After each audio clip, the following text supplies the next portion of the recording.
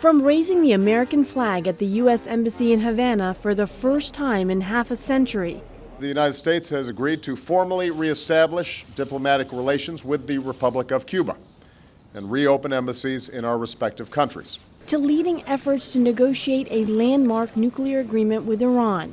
This deal demonstrates that American diplomacy can bring about real and meaningful change.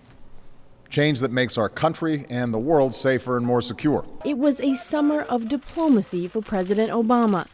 Brookings Institution's Bruce Jones. If in the next year we see things moving in a positive direction on Iran, on Cuba, on Ukraine, then I think we'll look back and say that Obama proved his point, which is that American political moves and diplomacy can really make a difference. It'll be months, if not years, before the success of the Cuba, Iran, and Trans-Pacific Partnership deals can be gauged.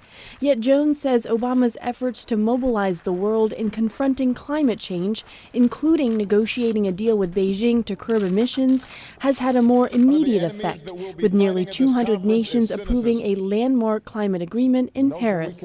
And to get the United States and China, the two biggest emitters in the world, to agree on a bilateral approach to begin reductions transformed the global negotiations and showed what it means when the two biggest players can lead together. But as Obama marks a year focused on diplomacy, the Middle East continues to pose the most serious challenge to his foreign policy legacy.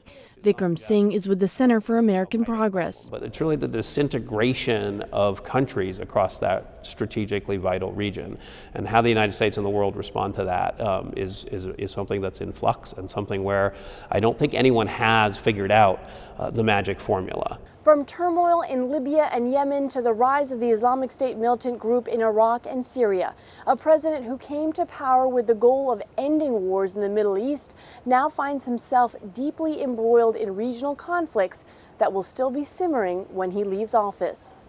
Aru Pande, VOA News, the White House.